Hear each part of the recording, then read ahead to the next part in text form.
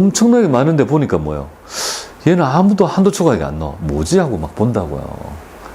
어떤 의미인지 알겠죠? 그러니까 너무 접대비가 많으면 그죠? 세금을 내는 것도 나쁜 전략이 아니다. 세금을 안 내려면 그게 더 뭐예요? 독이 될 수 있다는 점을 말씀을 드리면서 기업에서 관심이 많은 부분이죠. 어떤 구조가 있는지 좀 살펴볼게요. 여기에 교재를 가서 뭡니까? 교재의 내용 118페이지 있죠. 118페이지. 지금 다 보세요. 185페이지 중에 118페이지 오잖아. 반 이상 넘어갔잖아. 그죠? 얼마 안 남았어요. 접대비 하면 얼마 되지 않는다. 이렇게. 여기 보니까 접대비 세무조정 한번 살펴보도록 하겠습니다. 내용 한 1시간 정도 정리해야 됩니다. 하고 바로 실기하도록 그렇게 하도록 하죠. 자, 접대비의 정의 한번 볼게요. 접대비의 정의는 뭘까요? 바로 업무의 유관성이 되겠습니다. 업무에 관련한 업무 유관성, 업무 관련이 되겠습니다. 업무 관련해서 지출한 비용으로서 이런 거죠. 특정인. 여기죠. 업무 유관 특정인한테 지출한. 여기 이제 키워드가 되고 지출한 금액을 얘기합니다. 거래처의 확보 뭐 이런 것 때문인데 보통 우리가 접대비는 일반적인 접대비의 정의는 음주 가물을 동반하는 게 일반적이죠. 술 먹고 가는 거, 그죠? 그래서 이런 소비성 접대비에 대해서 과도한 지출을 좀 있죠. 억제하기 위해서 전부 인정하지 않고요. 한도를 둬서 한도 내의 금액만 인정하는 그런 입장을 취합니다. 여러분들이 보면 복륜생비는 뭐죠? 직원들하고 식사하는 거잖아요. 접대비는 거래처하고 식사하는 거죠. 그러면 직원들하고 100만원치 먹으면 한도 없이 복륜생비로 다 인정. 그러면 거래처 직원하고 먹으면 뭐예요? 접대비로 보니까 한도를 따져서 혹시 초과하는 금액이 있으면 부인당하는 거죠. 같이 먹으면 어떻게 되죠? 그죠? 같이 뭐 회사 직원도 있고 그다음에 그런 경우 많잖아. 그죠? 이게 뭐야? 접대하다가 뭐야? 갑자기 우리 직원 하나 끼우면 뭐죠? 그리고 직원만 사진 찍어. 그죠? 그러면 이거 갑자기 뭐 접대비가 아니고 뭐야? 복륜생비 되는 거 아니에요? 그럼 어떤 문제가 있냐? 매입적 공제가 되고요. 한도가 없다 이거죠. 그러니까 과세관청은 그걸 알아요. 접대성 경비를 복륜생비로 경비로 듣죠. 이 전환해서 그죠? 이걸 그죠? 그러니까 복륜생비가 뚱뚱해지면 어떻게 돼요? 그러니까 접대비는 조금 하고 복륜생비는 뚱뚱하고 그죠? 이건 다 한다고요. 그런 거는 되게 뭡니까? 나이브하다 이제 되게 뭐 되게 이제 그죠? 초보틱한 느낌이 드는 거죠. 그걸 어떻게 어레인지를 잘해서 평평하게 있죠. 좀 평균값에 들어갈까, 그죠? 요거를 하는 게 우리가 재무제표를 잘 만드는 방법이 되는 거예요. 그런 눈이. 자, 그래서 한도가 되고, 한도 15인 계산 구조는 이렇게 됩니다. 회사의 계상액과 한도. 항상 그랬습니다. 회사 계상액, 한도 초과액은요. 묻지도 따지지 말고 뭡니까? 우리 첫 번째, 우리가 소득 처분배울 때 접대비 한도 초과액을 가지고 기타 사회 유출로 처분한 거 기억나시죠? 그 얘기를 드디어 하게 되네요. 그리고 한도 미달액은 의미가 없습니다. 그럼 우리는 뭐를 이렇게 해야 되냐면 바로 이걸 이렇게 해야 돼요. 회사의 계상액에 있죠. 실질 접대비가 뭔지. 그 다음에 간주 접대비가 뭐냐면 접대비가 형식은 개정은 접대비가 아닌데요.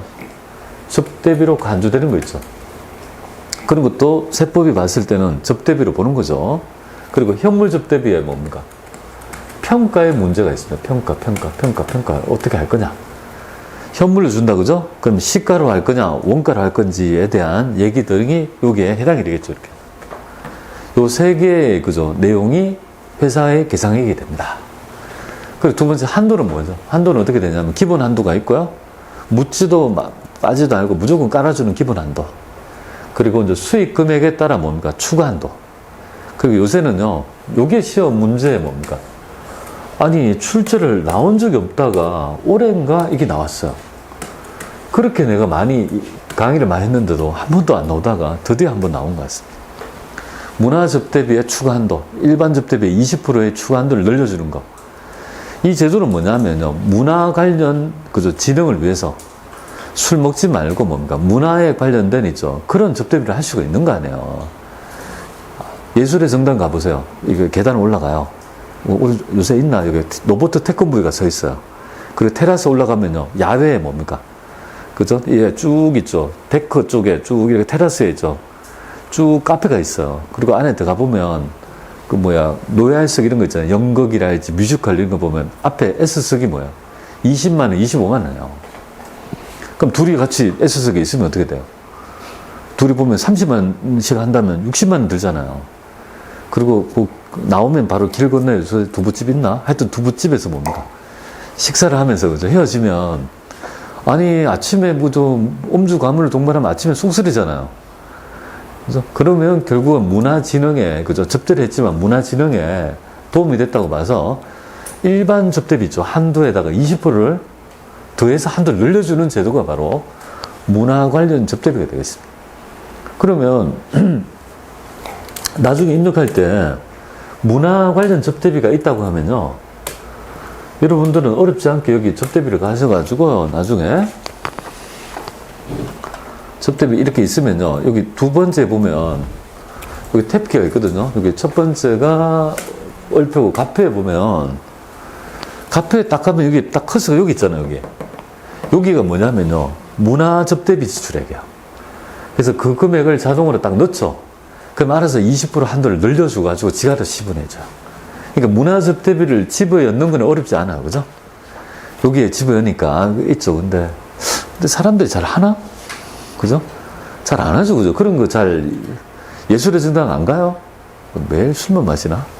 그래서 제 친구 있잖아. 회사에 가봐가지고 그죠? 가끔 놀러 가면 저한테 있죠. 자기 장부 같은 거 이렇게 좀 보면 이게 좀 봐요. 이렇게 좀 받으려고. 쭉 넘기면 얘는 사우나를 여기 매일 가네. 야, 얘는 매일 술을 여기서 왜 먹냐? 그래서 이렇게 쭉 한번 넘기잖아. 1년치를 보면 얘는 뭐 하는지 알아요. 보면 도대체 어디를 가는지. 그래 한번 쭉 넘기고 좀 뭐 하냐? 그죠? 매일 여기만 가? 그죠? 술을 좀 작작 먹으라. 이렇게. 그렇게 되죠. 그래서 문화 관련 접대비 여기 있습니다. 네, 여기 있습니다. 근데 우리의 핵심은 바로 얼표에 있어요. 이거에 대한 이해도가 있죠. 얼마나 있는지가 핵심이다. 이 말이에요. 그래서 접대비는 딴 게 아니고요. 이 서식을 이해하는 데서 출발이 되는 거예요. 그래서 접대비까지가 어려운 이유가 딴 게 아니고 이 서식 있죠. 서식. 펼쳐졌을 때 이 서식의 해석 능력이 없으면 안 돼요. 그걸 마지막으로 해서 나머지는 이런 거 필요 없어요. 대손 충당금 이런 거 필요 없어요. 그냥 대 쉬워요. 나머지는 그냥 좀 편안하게 여러분하고 그냥 등산하면서 이렇게 좀 주위도 둘러보고 이렇게 그죠? 편안하게. 예. 지금은 그죠? 제가 이러잖아요. 가파르게 뭡니까? 따라오셔야 돼요. 그죠? 긴급하게 한다면 꼭 올라가고 밑에 하산길이 좀 편할 거다. 접대비만 하면 그래. 이렇게 되고 요거 보겠습니다. 자, 그러면 우리 요거에 대한 있죠. 최근에 나왔던 논점이 있기 때문에 좀 말씀을 드렸고요. 그러면 우리 회사의 개성에 있죠. 접대비, 간주접대비, 현물접대비를 조금 보고 한도는 어떻게 구하는지 계략적으로 보고 연산은 누가 해요? 얘가 하지. 그리고 거기 한도 계산일지 그런 것들은 그 안에 있죠. 다 금액이 다 있어요. 그러니까 우리는 로직을 보면 돼요. 어떤 구조에서 이게 그죠? 시부인이 되는지 구조만 좀 보시면 될 것 같습니다. 자, 그러면 첫 번째 회사 계상 접대비 볼게요. 실질 접대비가 되죠. 실질 접대비와 간주 접대비 두 개를 모았는데 여기서 큰 핵심은 바로 뭐냐면 계정은 중요하지 않다는 겁니다. 그래서 회사 계상 접대비는 거래 명칭 계정 과목에 불과하고 그 실질 내용에 따라 판단한다 이 말이지 않습니까? 그러면 볼게요. 자, 그러면 접대비는 업무의 유관성이죠. 업무의 그죠? 유관합니다. 유관. 유관이 그 특징이 유관하고 플러스 특정인이 됩니다. 특정인한테 뭡니까? 어떤 접대 목적, 그죠? 술 접대하고 이런 거 있지 않습니까? 이런 목적으로 지출한 금액은 접대비라고 정의합니다. 이게 바로 접대비의 정확한 보죠. 논점이 되겠습니다. 그런데 이렇게 업무 유관한 특정인한테 그죠? 접대를 했다고 했을 때 계정이 접대비가 아니라 하더라도 중요하지 않습니다. 접대 및 교재, 사례금, 기타 명목 이하에 불구하고 업무 관련 특정인한테 지출한 금액이 뭐예요? 계정 과목이 접대비가 아니라도 괜찮다. 회사가 복리후생비로 했다 하더라도 실질을 보니까 업무에 유관해서 특정인을 지출했다면 그건 세법이 봤을 때 복리후생비 아니라고 보는 거죠. 세법이 봤을 때 접대비로 봐서 회사 계상액으로 보겠다 이 말이지 않습니까? 요거와 유사한 개념이 뭡니까? 업무에 뭡니까? 그럼 무관하면 뭐죠? 그죠? 무관하고, 업무에 무관한 모든 지출은 특정인한테, 특정이나 혹은 불특정인한테 지출한 금액. 지출한 금액, 요게 뭐가 될까요? 업무에 바로 무관. 업무와 관계없이 뭡니까? 특정인 혹은 불특정인한테, 모든 이한테 지출한 금액. 업무에 무관. 요게 바로 기부금이 되겠습니다. 그래서 접대비와 기부금은요, 두 개를 비교하는 이런 문제가 되게 잘 출제됩니다. 그래서 보통은 접대비와 기부금, 이런 식으로 파트를 만들어서 두 개의 성격이 비슷하기 때문에 많이 같이 비교해서 많이 합니다. 그래서 비슷하죠. 그러면 실질 접대비는 뭐죠? 계정과목은 중요하지 않습니다. 그래서 이제 보시고, 계정은 중요한 게 아니니까 접대비에 해당이 되면 회사 계상 접대비에 포함시킨다. 이렇게 보면 돼요. 간주 접대비 볼까요? 간주접 대비는 이론 문제에서 좀 나와요. 이론에 할 때 있죠. 간주접 대비에 대한 얘기가 조금 나오고요. 여기 간주접 대비에 여기 바로 있죠. 마지막이 바로 현물접 대비의 평가의 문제까지 여기서 체크하도록 하겠습니다. 자, 첫 번째, 간주접 대비. 얘는 계정이 접대비가 아니에요. 하지만 이 접대비로 간주하는 금액을 얘기합니다. 접대비로 간주하겠다 이거죠. 첫 번째, 복리시설비 보겠습니다. 복리시설비. 복리시설비는 복리를 위한, 복지를 위한 뭡니까? 시설비에 대한 지출을 의미하는 거 아니겠습니까? 그래서 정의는 사용인이 직원들이 조직한 단체에 지출한 복리시설비 등을 어떻게 처리할 거냐 이거죠. 자, 여러분들 보면 오토바이를 만드는 회사가 있다고 가정할게요. 동아리가 있습니다. 볼링반도 있고요. 그죠? 뭐 영어 회화반도 있고, 그 다음에 있다 아까 오토바이 동호회도 있다고 가정할게요. 그러면 우리 오토바이를 만드는 회사 입장에서 동아리 활동을 지원할 때, 그죠? 영어 회화반하고 뭡니까? 그죠? 영어 볼링반보다는 상대적으로 뭡니까? 오토바이 동호회가 뭡니까? 상대적으로 우리 회사한테는 좀 더 가깝고, 또 동호회를 조직해서 다른 일반인을 모아가지고 우리 자사에 뭡니까? 오토바이를 그걸 통해서 홍보한다라면 훨씬 더 마케팅 측면에서 좋은 유리한 점이 있죠. 그러니까 그걸 이용하기 위해서 이제 지원을 하게 되죠. 근데 오토바이 같으면 뭐가 필요하죠? 그죠? 오토바이는 그냥 일반적인 거, 짜장면 배달하는 거 말고, 산악 오토바이 이런 거 있잖아요. 익스트림 같은 거 아세요? 산악, 산악 오토바이 있죠. 날아다니고 산에. 그죠? 그런 것들이 2천만 원씩 해요. 할리 데이비슨만큼 해요. 그런 것들 되게 좋거든요. 그럼 그런 것들을 하는 익스트림 오토바이 동호회에 있다면 그거를 뭐예요? 그럼 탈 수 있는 공간을 마련해 줘야 되죠. 우리 회사도 그걸 출시해서 뭡니까? 요거를 이제 동호회를 해서 그 판촉을 하기 위해서는요. 그러면 그 공장 부지 근처에 산에 뭡니까?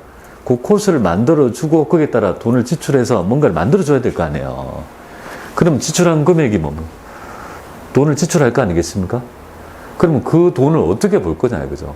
근데 그 단체가 별도 법인이 아니라면, 별도 법인이 아니고 우리 회사 내에 있는 조직에서 하는 지원액이라면 당연히 우리 회사에 뭡니까? 격리의 일부란 말이 회사의 자산 혹은 비용이 될 거 아니겠습니까?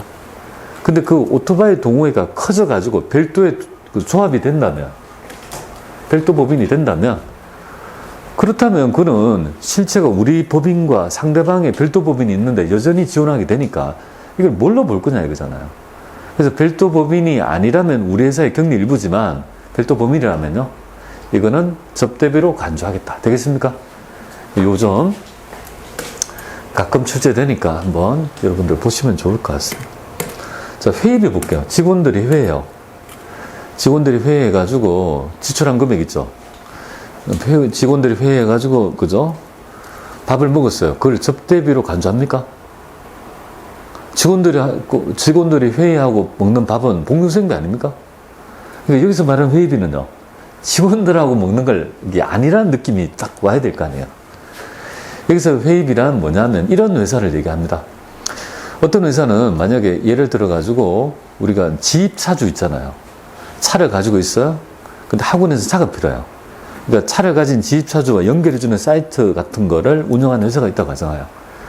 그러면 지입차주에 따른 안전관리랄지 이런 것들을 법률적으로 시켜야 되거든요. 그럼 차주를 모아요. 그래서 안전교육하고 이거 회의하고 여러 가지 이런 것들을 회의를 했다 할게요. 그래서 한 달에 한 번씩 한다면, 그러니까 외부 사람하고 뭡니까? 내하고 육아하는 거래처 사람하고 만나서 뭡니까? 회의를 하는 것을 회의를 하는 거지. 맞죠? 근데 회의를 하면 우리 동양의 미덕, 한국의 미덕이 뭐냐면 밥 한 끼를 먹어야 되는 거 아닙니까? 그래서 만 원씩 먹어서 10명이 왔어요. 그럼 밥을 먹었어요. 통상적으로 쓰는 회비는 10만 원이 되는 거예요.